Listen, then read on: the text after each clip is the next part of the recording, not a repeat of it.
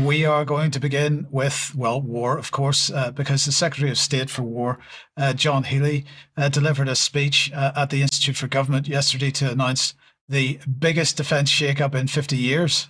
So we should all be happy about that. And this is to make sure the UK is war ready. And the biggest of the biggest announcements was perhaps the complete concentration of wartime power into the hands of 4 incompetents, led by Admiral Ratigan, Chief of the Defence Staff. It has to be said that our Secretary of State for War's delivery should be bottled as a cure for insomnia, but nonetheless, if we can bear it, let's have a listen to a little of what he had to say. So today I'm here to declare that investment in defence will be matched by reform. First, we're introducing clear points of accountability at every level within UK defence, starting at the top with 4 new senior leaders. 4 leaders who report to me as Defence Secretary and my ministerial team at the central point of accountability to the British people and to the British Parliament.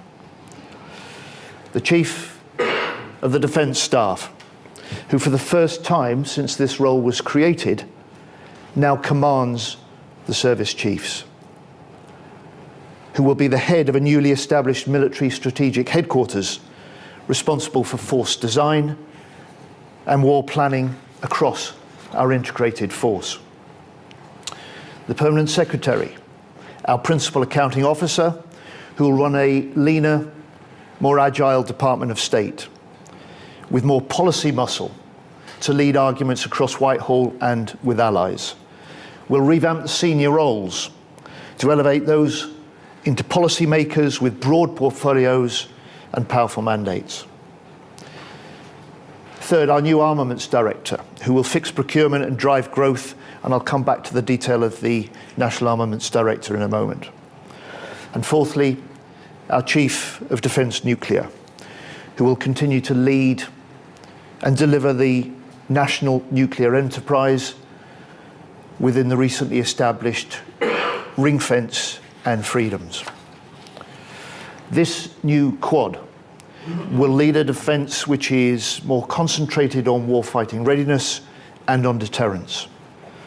And this new quad will be up and running from the 31st of March. So what do you make of that, Charles?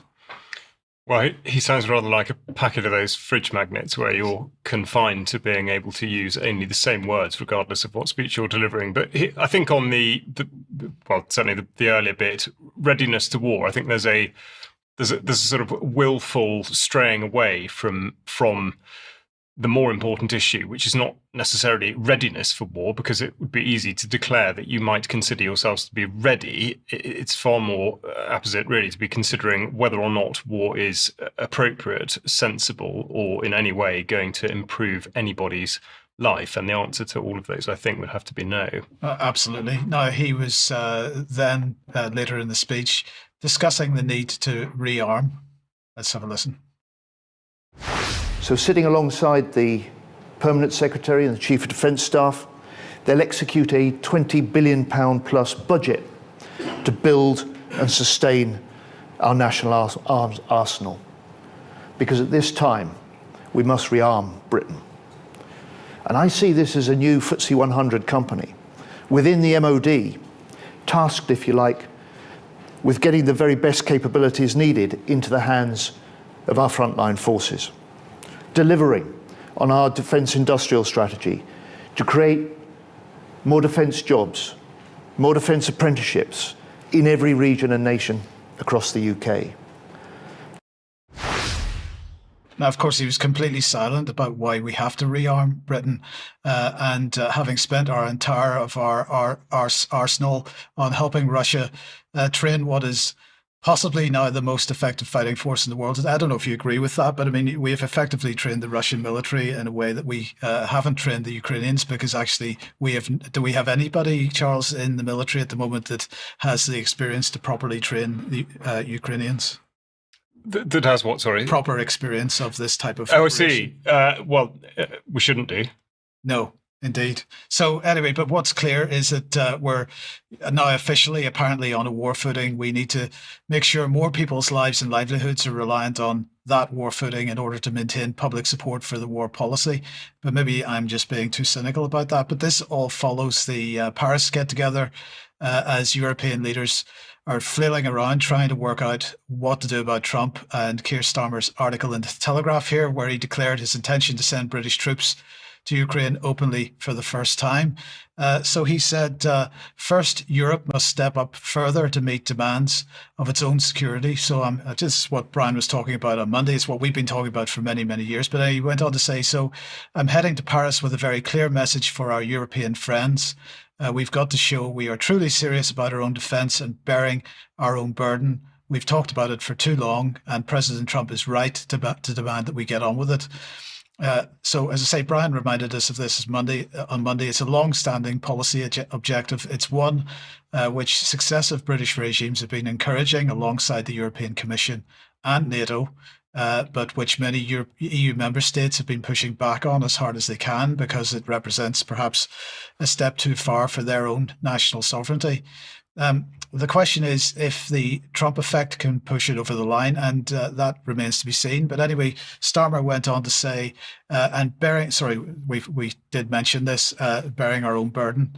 So anyway, it is interesting that getting back to UK boots on the ground for a second, what would the role be? And perhaps we get a hint from this article, which is about a speech given almost exactly a year ago. Ambassador James Kariuki giving a speech to the Special Committee on Peacekeeping Operations, and the speech entitled "Peacekeeping is one of the UN's most valuable tools to support global peace and security." But by coincidence, this was just published yesterday, and I'm not clear why it was published yesterday, so I'm maybe adding 2 and 2 together and getting 5, but it seems that the timing of that particular speech is indicative of what we might be viewing our role to be in Ukraine.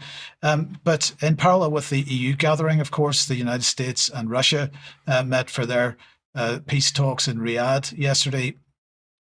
In response to a question from Russian television about the impression that he got of the Americans, Sergei Lavrov said, we engaged in good, positive negotiations. The atmosphere was exceedingly positive. A positive atmosphere is cultivated by positive individuals. So it was all very positive, apparently. But the question is, how would the Russians view Starmer's deployment of British troops as a peacekeeping force? Let's have a listen to what Lavrov had to say. The Americans would like to see what countries are ready to provide troops.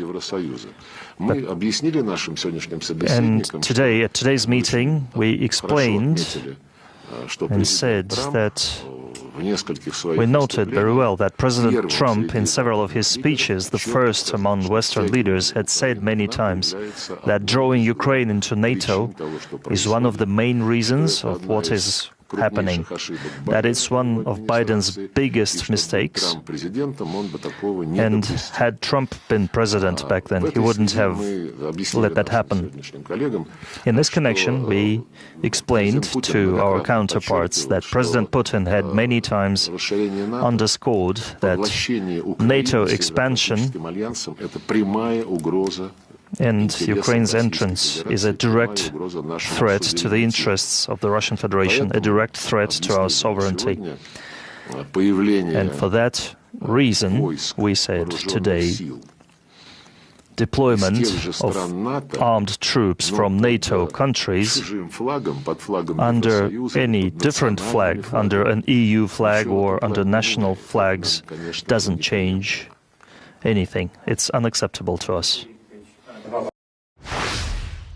So that's pretty clear. But in the meantime, legacy media has been going nuts over all this chaos. Their world is falling apart, apparently, but they are finally acknowledging something which Patrick mentioned a couple of weeks ago, that Zelensky is perhaps for the chop. So here's the BBC. Zelensky could fall as price of peace as US and Russia agree more talks. The question is, Is it London for him, or is that one immigrant too far for the British people? That remains to be seen. But I don't know what your thoughts are on that, Charles. Well, I mean, maybe not specifically on that, but I think the issue of peacekeeping is something that seems that, I mean, obviously anything Keir Starmer said is without qualification, because he has no practical experience of this. He's supported by a chief of defence staff who has very little operational experience and doesn't understand war fighting. The issue on peacekeeping is whether or not it has the support of the home nation. So has Zelensky actually invited Starmer to make such a proposal, and if not, that's a problem. But if this is not to be done under a NATO banner, then that's exactly where Ukraine and Zelensky might take issue, because it would suggest that membership of NATO is in fact still a distant prospect, which is not what they want. But of course, it does still enable the UK, the United States, everybody else to continue to use Ukraine as a proxy should they so choose. So in effect, this would give the United States and the United Kingdom and anybody else that wants to join in the ability to have a sort of controlling oversight over the very lucrative business of reconstructing, in enormous inverted commas, Ukraine. Thank you, Charles.